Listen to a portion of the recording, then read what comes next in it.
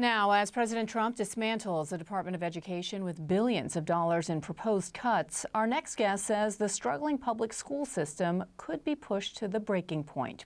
Randi Weingarten, the president of the American Federation of Teachers, wants to offer an alternative future for U.S. education, one that could prepare students for pathways besides college. She joins Hari Srinivasan to discuss her vision and the obstacles standing in the way.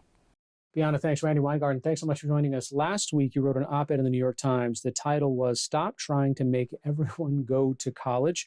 Why did you write this piece? Why are you proposing this now? What we've been seeing a lot of late, meaning for the last 5 years, is that 40% of kids who graduate from high school don't go to college. Now, there's lots of reasons for it, but that's a lot of kids. And that only 60% of those who go to college actually graduate within 8 years. So we're doing a lot of things to make sure that college is a real pathway. But what we're saying is let's open up the aperture and let's have other pathways as well. Let's have career pathways that can lead to pre-apprenticeship programs, can lead to trade programs, cyber programs, healthcare programs. There's 4 million healthcare jobs, or will be in the next 10 years. And let's start that in high school, not after high school, when kids have guidance counselors, when they have people that could actually help them. And what we've seen is that in the career tech ed programs that I've taught and others have taught, there's a 95% graduation rate and a 70% rate of kids going to college. So what we're saying is let's really make high school the gateway to college and career, to both and, instead of just to college. So why do you think it is that we have the type of matriculation rates and the type of college entrance that you're talking about? Well, I think there's a lot of reasons. And I think it's part of the really false narrative that is going on right now that's assaulting, all this assault on universities, the assault on knowledge. I think what you're seeing is that people don't see the pathways. When you see a level that great, 40%, it means it's not just about college being not affordable.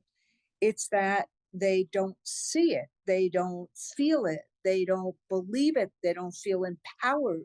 And we're seeing this with boys, significantly with boys right now, the disaffection, the disorientation. We're seeing it in rural areas as well. But for me, seeing that data, we have to find a way to make sure we meet kids' needs. The last thing I'll say is this. COVID really broke us all. And I think we have to find ways to make schools, K-12, engaging and relevant to kids. Since basically the late 90s, early 2000s, we've had an accountability system that's been very focused on testing, not on experiential learning or critical thinking or things like that. And I think what's happened is during COVID, kids felt like, okay, we don't have to go to school. And it is incumbent on us to make schools safe and welcoming and engaging and relevant to young people. And I think that what I've seen with the career tech ed programs that we have helped foster, plus that others have done, is that it gets kids engaged. It creates critical thinking, problem solving, skills of resilience, practical skills. But most importantly, kids have fun and they feel confident and they feel agency. What kind of systemic changes would we need to try to scale that so it's a standard path? I think one of the things we need is to change the accountability system so that performance-based assessments are going to be very valid, because when you're talking about career tech ed, when you're talking about pre-apprenticeship programs, when you're talking about alignment to industry, performance-based, stackable credentials, micro-credentials are really those that can show accountability very easily and very quickly. When you know it, you do it in terms of hands-on learning. So that's one. But the second is, and you know this, frankly, as well as I do, schools and school districts have a hard time changing unless they get the permission structure to change. So we also have to deal with the stigma that, that this kind of work is really valid and important work. And if a kid chooses to go in the direction of, a career path, community college, doing an LPN program to a nurse program, for example, or advanced manufacturing, we have to, as American society, think about that as just as important as a first step to other kinds of career paths. And so I think that there's an issue about stigma. There's an issue about expense in terms of making sure that districts really align with with colleges as well as with businesses. And then there's an issue of accountability. I think it's those three things. I wonder, when you start looking at trying to totally change the infrastructure of American higher education, or not even higher education, just high school and middle school, what do the teachers have to be doing differently? How do they have to be thinking differently to try to create this kind of change where we have legitimate pathways, whether you want to go into banking or whether you want to go into a trade? Teachers want this. They want to meet children's needs. And what you see is you have a guidance infrastructure in a high school. We don't have enough guidance counselors, we don't have enough social workers, but at least you have an infrastructure there for kids who graduate from high school and have opted not to go to college. They have nowhere to turn. If we start this work, and we do dual enrollment with college all the time, we could do stackable credentials, we could do pre-apprentice programs in high school. But this is what I've seen. This is the last point I'll make. The same skills that you need for college are the skills that make you really effective in virtually any of these career paths. Obviously, literacy and numeracy, that's obvious. But then critical thinking, problem solving, resilience, communication, collaboration. These are critical skills for any pathway. I wonder, right now, there is fairly reasonable bipartisan support for, apprenticeships and implementing career and technical education. And I'm thinking of Secretary of Education Linda McMahon. She tweeted, "Apprenticeship programs are a pathway to successful career." So if Republicans and Democrats can kind of agree on this, what's slowing it down? Well, first off, you can't cut $330 billion from the student loan system and from the Pell Grant system, which could actually pay for some post-secondary opportunities. So the administration has to decide that they actually want this more than a rhetorical tweet or statement. They have to invest in it. And so we have to invest in the kind of career paths and the kind of laboratories and things like that, as well as giving students the opportunities so that they can go to a post-secondary, apprenticeship program, or even a post-secondary community college. We have to work with industry to actually have the jobs and the pre-apprenticeship programs and the internship programs. We have to do all of that.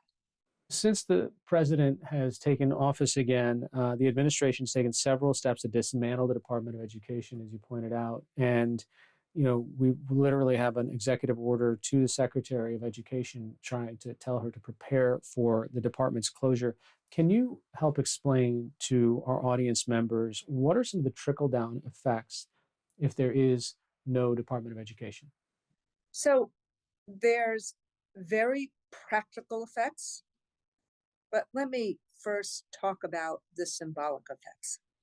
We started, Johnson did, post Brown versus Board of Education, the focus on opportunity through the Elementary and Secondary School Acts 60 years ago. The education function in the United States government was a way of saying post World War II, this is about opportunity. This is about helping all our kids succeed. So this is the first president who's basically said, no, we're not going to do it anymore. That's crazy in a world of that's constantly changing, that's constantly innovating. For us to outcompete China, we have to out-educate China. And so that's what the federal role in education does. So the knock-on effects, if you get rid of the Department of Education, I mean, you and I could probably find a whole bunch of efficiencies that the department could do and should do. But the evisceration is not efficiencies. And what I'm most concerned about, just like I've seen in this, push on reconciliation to get rid of essentially every single bit of how we help young people finance going to college. That's what they're getting rid of, every single bit of it. What happens when they get rid of $100 billion of education funding that goes to states and local communities, like all of the Title I money? What happens if they block grant it, which is what their proposal is? What happens to the kids that get reading specialists right now because of Title I money? 20% of the funding that goes to Mississippi comes from Title I. One out of every $7 that districts spend around America comes from the federal Department of Education. So what I'm worried about is the withdrawal of a focus on opportunity for all. And the second thing I'm worried about is the money. When you take one out of every $7 away from young people, who's going to make it up?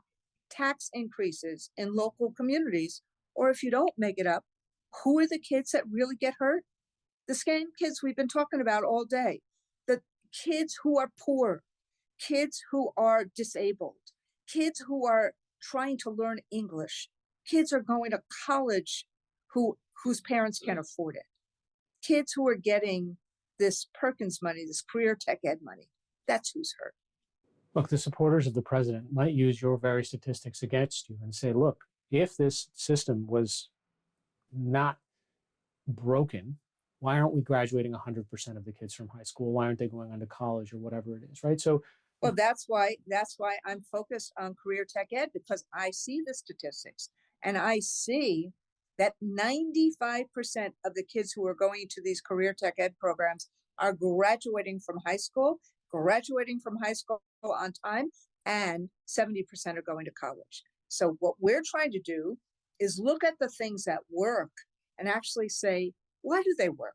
What's going on? And once we see that they work, let's do more of it, not as an either or, but a both and.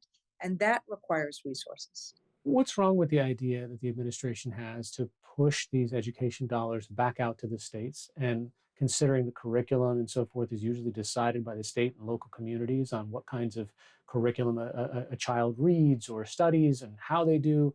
Why not push the money closer to where the student is versus a centralized system? 90% of the money in America that goes to education comes from state and local dollars. The issue here is that we want that money going to kids, not going to voucher systems and not going to other places. Why do you think the voucher system, I'm thinking specifically in Texas right now, Governor Abbott signed a significant new piece of legislation that is going to change Texas education for quite some time. Why do you think it's picking up traction in places like Texas and Florida? Well, when you go to the voters reject it.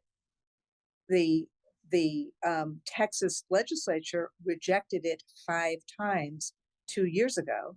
And then billionaires like Jeffrey Yass actually spent a lot of money to oust those legislators. And in fact, what is happening right now is rural legislators are really opposed to this. If you look at if you look at polling results in Texas and other places, people do not want to defund their public schools.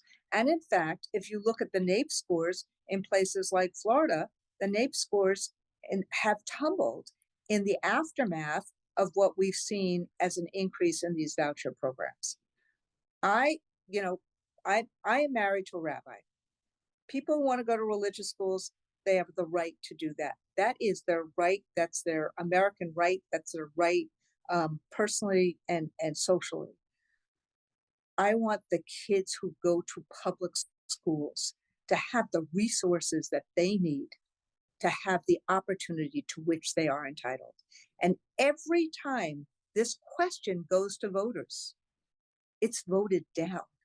Finally, a kind of a bigger idea, maybe a question is, in this era where artificial intelligence seems to be more readily available by the day, by the week, to both students and teachers, how do you prepare teachers for this change that is inevitable, as I'd say calculators and the internet were? Well, you notice that with calculators and the internet, you still had teachers in classrooms. My union, we've been working with Microsoft and others, OpenAI, to actually help develop efficacy for teachers, to actually help develop fluency for teachers, both in terms of the use of AI as a tool, as well as the guardrails. We need to do so much more in terms of digital literacy. But at the end of the day, it's going to be teachers in classrooms ensuring that we're meeting the needs of kids. We need to use these tools better. It's a whole new generation of tools. Hopefully big tech will work with us on it. Some of them are, some of them are not. But at the end of the day, the key is how we help each and every youngster develop the confidence, the skills, the knowledge, so that she or he pursues their version of their American dream. Randi Weingarten, president of the American Federation of Teachers, thanks so much for your time. Thank you.